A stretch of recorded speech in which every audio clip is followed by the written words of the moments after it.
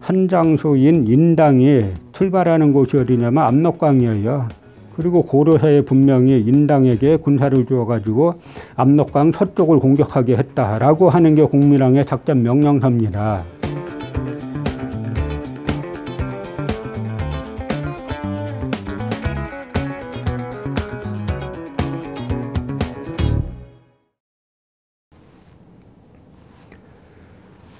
그 다음 4번은 가왕에 대한 설명으로 옳은 것은 해가지고 가는 박수경 등과 함께 흰검의 군대를 격파하고 후삼국을 통일하였다.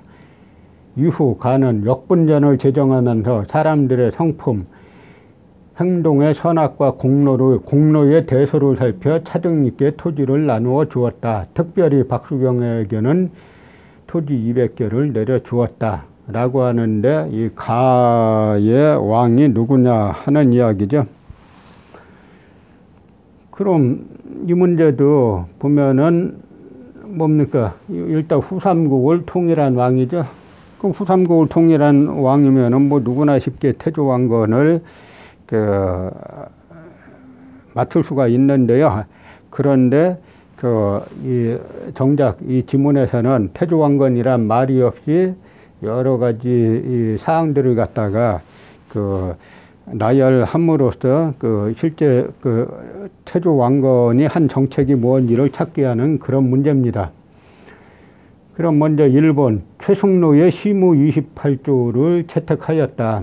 최승로의 시무 28조는 뭡니까? 이거는 이제 이 고려 성종 임금 때 일이죠. 그러니까 지금 우리 교과서에서 최승로의 시무 28조를 갖다 상당히 강조하고 중요한 것처럼 이야기하는데 사실상 최승로의 시무 28조는 고려를 갖다 제후국으로 전락시키고 그 다음에 고려를 아주 사대주의, 유교 사대주의의 길로 접어들게 한 어떻게 보면 아주 망국적인 그런 이제 핵심 조항이에요.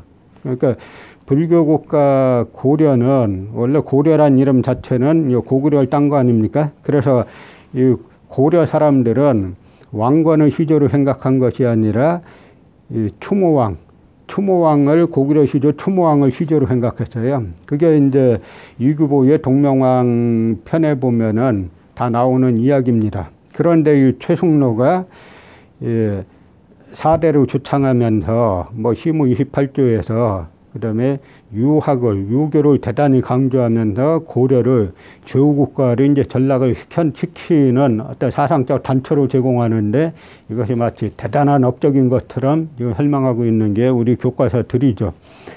그 다음에 이제 사심관 제도로 운영하였다라고 하는 건데요. 사심관 제도가 뭐냐면 고려 초에 지방까지 다 통제하기가 힘드니까 유력한 호족들을 사심관으로 임명해가지고 그 지역을 대신 통제하게 하는 겁니다. 그러니까 최초의 첫 번째 사심관이 신라의 마지막 임금인 경순왕을 사심관으로 임명해가지고 이제 경주로 갔다가 다독이게 한 게 이제 사심관의 시초죠. 그러니까 이 부분은 고려가 이제 건국하고 나서 각 건국한 왕조의 각 지역들을 갖다가 유력 호족들을 사심관으로 삼아가지고 일정 부분 대신 통치하게 한 이제 그런 제도이기 때문에 이것이 바로 왕건이 시작한 그런 제도로서 이걸 이제 답이라고 설정한 거죠. 그러니까 우리가 이런 문제를 볼 때 문제를 다 맞추려면은 요게 난 맞았다 해서 끝나는 게 아니라 다른 그 지문들은 왜 답이 아닌가까지 알아야 되는 거예요. 그래서 이제 그렇게 돼야 어떤 문제가 나와도 다 풀 수가 있게 되는 겁니다. 그러면 그 다음에 3번에 교정도감을 신설하였다. 이 교정도감은 뭡니까? 최씨 무신 정권의 최충원이 암살 위협이 계속 이제 끊이지 않으니까 자기 자신을 보호하기 위해서 이제 무사들을 모아서 이제 만들었는데 나중에는 이것이 국정의 이제 최고 기구가 된 이제 그런 그 기관이 최충원이 만든 교정도감이죠.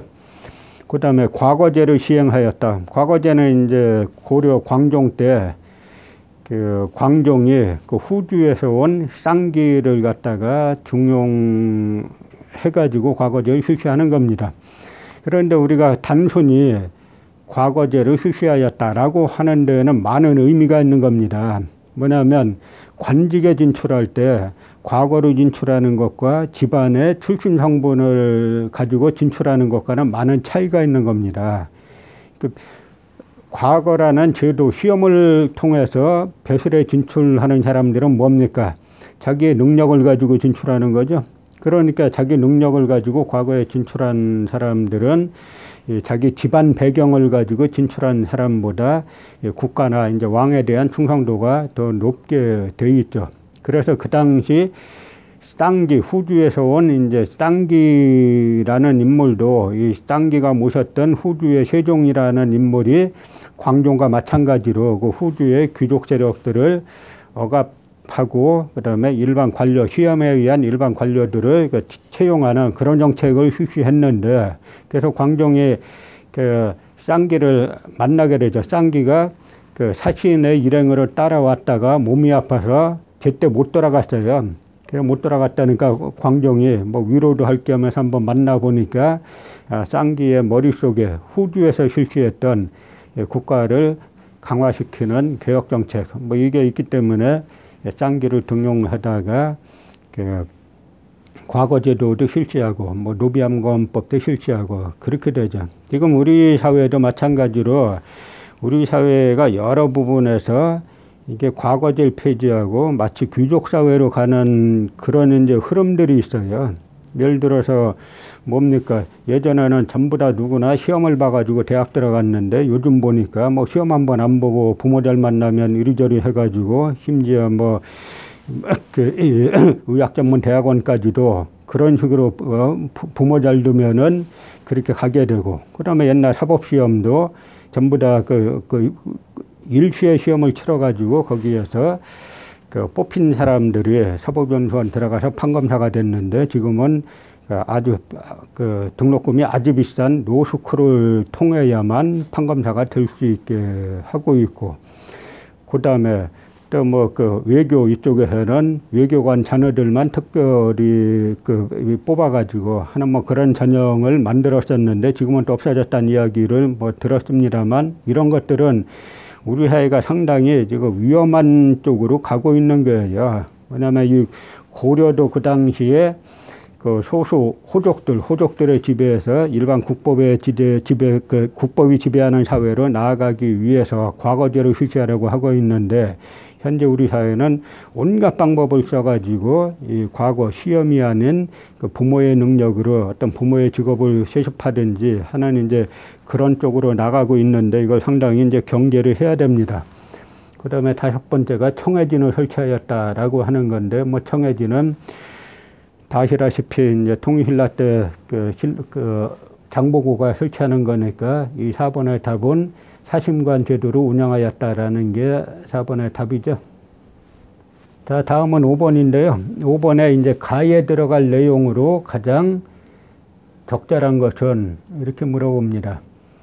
고려시대에 나온 저술 중 민족의 자주의식이 반영된 것으로는 무엇이 있을까요? 이렇게 이제 질문하고요. 그러니까 학생이 일연의 삼국유사가 있어요. 그 다음에 유구보의 동명왕편이 있어요. 그리고 또 한 책이 있다는 건데 그 책이 뭐냐라고 물어보는 거죠. 여기서 뭐냐면 유득공의 발해고가 있어요. 그 유득공의 그 발해고는 그 뭡니까? 유득공은 이제 조선 후기 인물이죠. 그래서 유득공이 발해를 갖다 우리 역사를 이제 끌어들이면서 그 신라와 발해를 갖다 남북국으로 바라보는 그런 이제 역사인식을 제시하게 됩니다. 그러나 유득공은 조선 후기 인물이기 때문에 이 문제의 답은 아니죠. 그 다음에 안정복의 동사강목이 있어요. 이제 안정복도 그 조선 후기 인물이죠.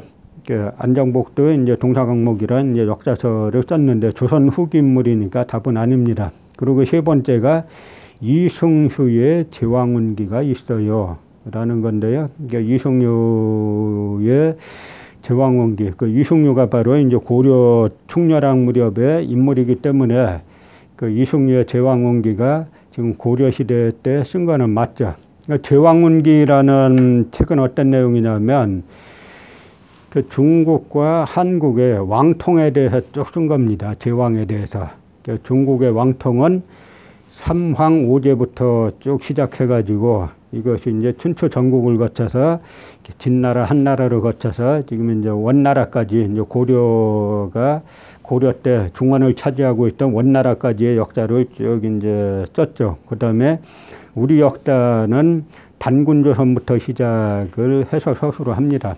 그러니까 이 당시에 유승유도 그렇고 유련도 그렇고 이 단군조선에 대해서 이제 기술을 한다는 것이 이때 일본인 식민사학자들이 주장하는 것처럼 지금의 이제 남한의 그 역사학계를 장악한 강단사학자들이 주장하는 것처럼 그 단군이 고려시대 때 만들어진 인물이 아니라 원래부터 이제 단군은 다 민족의 시조로 알고 있었는데 이때 그 원나라의 침입, 몽골의 침략을 받아가지고 더욱더 기존에 있었던 민족의 조상을 민족의 시조를 더욱더 이제 강조했던 그런 이제 그 시대적 배경의 산물이 이련의 삼국유사하고 이승유의 제왕운기죠. 그런데 이승유의 제왕운기에 보면은 이때도 단군조선부터 시작해서 뭐 전조선, 후조선, 그러니까 이제 단군조선을 전조선으로 보고 후조선을 기자조선으로 보고 그 다음에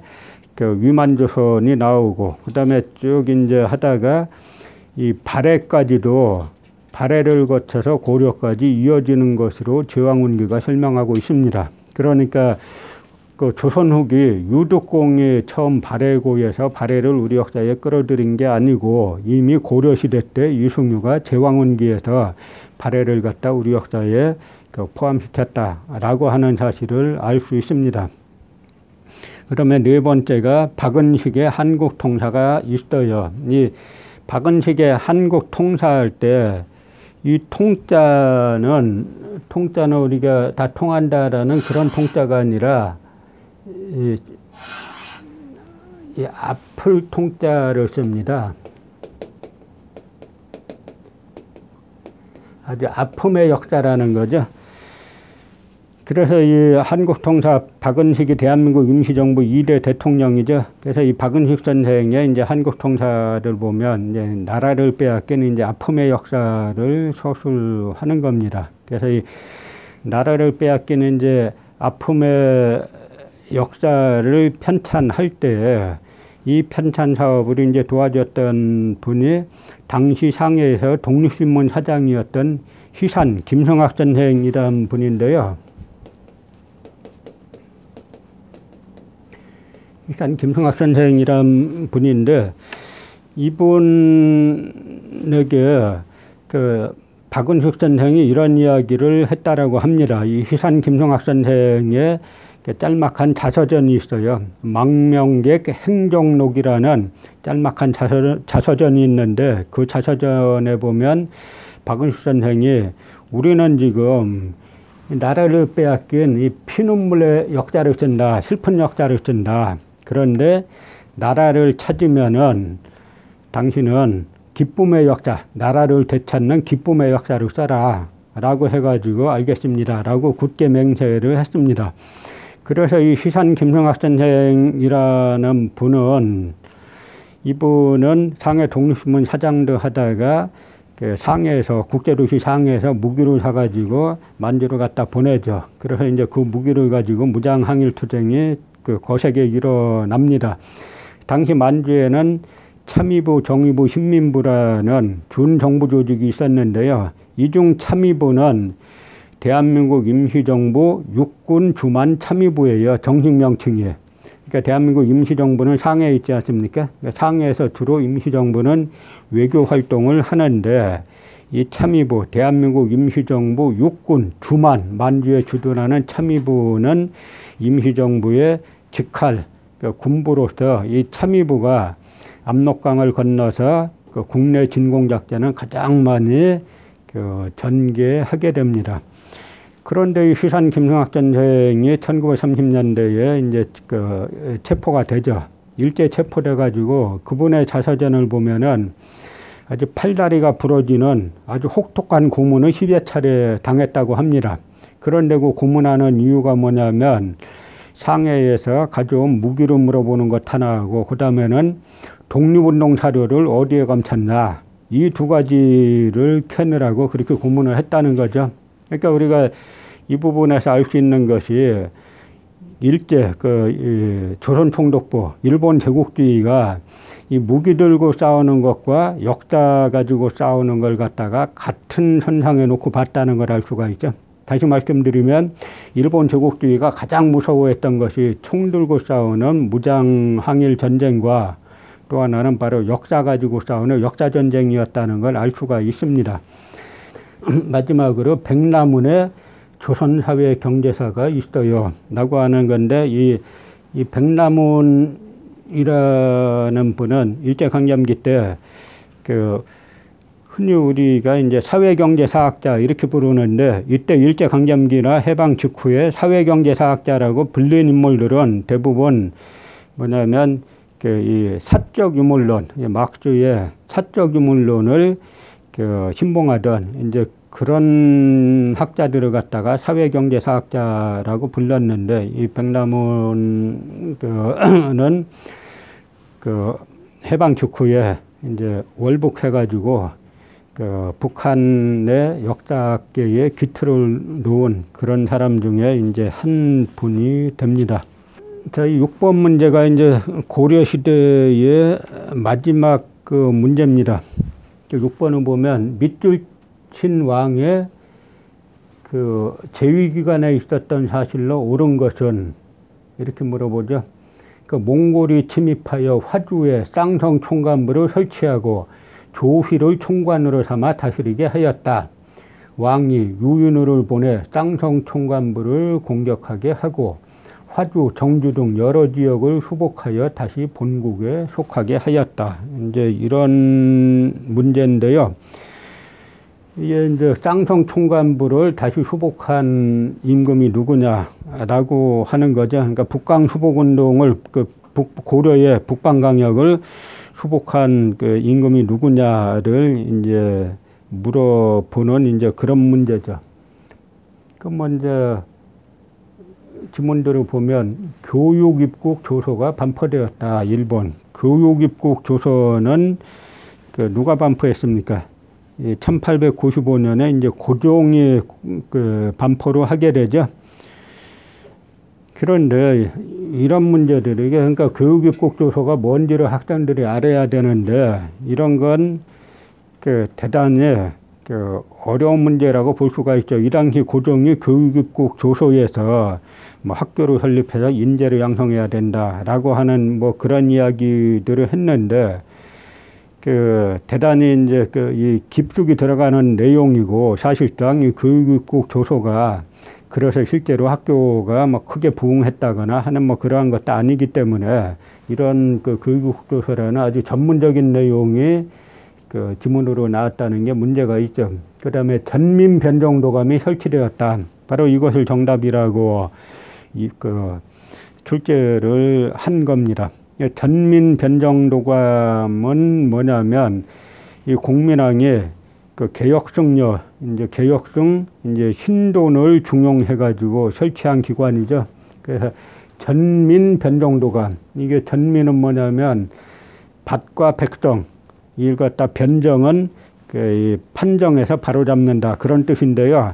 이 당시 고려 후기에 원나라에 붙었던 인물들이 크게 세력을 가지면서 백성들을 토지를 뺏고 그 다음에 자유민이었던 양인이었던 백성들을 강제로 자기 집안의 노비로 전락시킨 그런 경우가 많이 있었습니다. 그래서 공민왕이 신돈을 등용해가지고 아주 강력한 개혁정책을 실시하죠. 그래가지고 뭐 서울에서는 15일, 지방에서는 40일 내로 남으로부터 빼앗은 땅과 땅을 돌려주고 자유민인 양인을 노비로 만들었으면은 다시 자유민으로 풀어줘라 라고 하는 아주 강력한 조치를 발표하게 됩니다. 그러다 결국 이제 신돈이 기득권 세력의 공세에 의해서 이제 좌절되고 사형당하면서 고려가 이제 몰락의 길로 접어들었다라고 말할 수 있습니다. 3번에 북한산 순수비가 세워졌다. 이거는 뭐 진홍왕 순수비 중에 하나죠. 저 북한산에 올라가 보면 진홍왕이 세웠던 그 순수비 자리가 남아 있습니다.